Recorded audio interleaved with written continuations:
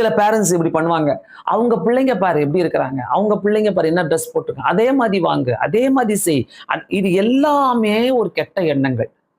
தயவு செய்து சொல்றேன், ஒருவேளை நீங்க இதுல பாதிக்கப்பட்டிருக்கிறீங்கனாக்கா, இப்படிப்பட்ட காரியங்கள்ல நீங்க பாதிக்கப்பட்டிருக்கிறீங்கனாக்கா, உங்க வாழ்க்கையில் இப்படிப்பட்ட அபகரிப்புகள் நடந்திருக்குதுனாக்கா, இந்த ஜெபம் உங்களுக்காக தான். முக்கியமா இத கேட்கிறீங்கனாக்கா, தயவு செய்து யாருன்னா வருத்தத்தோடு இருக்கிறீங்கனாக்கா, இதுக்காக ஜெபம் பண்ணுங்க. ஆண்டவரே, என்னால ஒண்ணும் செய்ய முடியாது.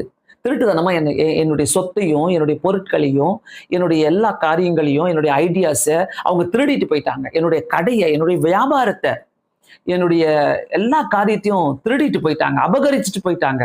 நான் ஜெபிக்கிறேன் ஆண்டவரேன்னு சொல்லி இன்னைக்கு ஜெபம் பண்ணி பாருங்களேன். அவங்க எந்த அளவுக்கு திருடினாங்களோ, ஆண்டவரு ரெட்டத்தனையா அவங்களுக்கு எல்லாத்தையும் தருவார். எல்லாத்தையும் தர வல்லவரா இருக்கிறாரு.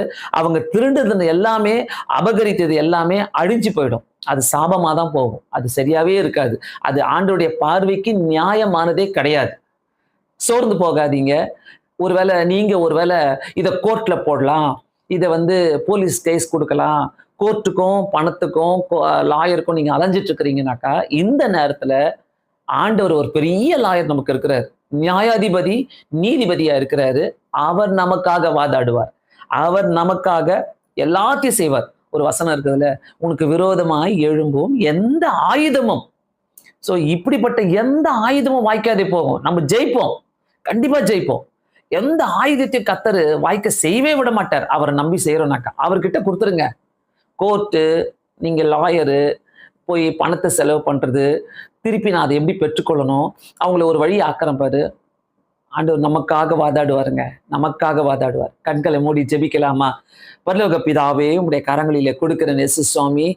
இந்த உலகத்துல நிறைய பேரு ஆண்டவரே இப்படிப்பட்ட காரியங்கள்ல ஈடுபட்டு மற்றவர்களுடைய நிலத்தையும், மற்றவருடைய பொருட்களையும், ஐடியாஸையும், மற்றவருடைய ஊழியத்தையும் அபகரித்து கொண்டு வாழ்கின்ற ஜனங்களுக்காக நாங்கள் செபிக்கிறோம் ஆண்டவரே.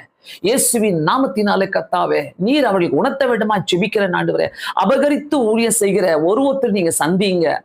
அபகரித்து கொண்டு ஆண்டவரே மற்றவருடைய நிலத்தை அபகரித்து கொண்டு, மற்றவர்களுடைய ஊழியத்தை அபகரித்து கொண்டு, பொருட்களை அபகரித்து கொண்டு ஊழியம் செய்கிறாங்கனாக்கா, தயவு செய்து கத்த சந்திங்க ஆண்டவரே. அது ஒரு சாபம், அவங்க சந்ததிக்கே சாபம் என்பதை உணர்த்தி காட்டுங்க இயேசுப்பா.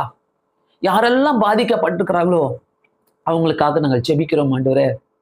கர்த்தர் உதவி செய்யுங்க ஆண்டவரே. அந்த பாதிப்புல இருந்து அவங்களை வெளியே கொண்டு வாங்க.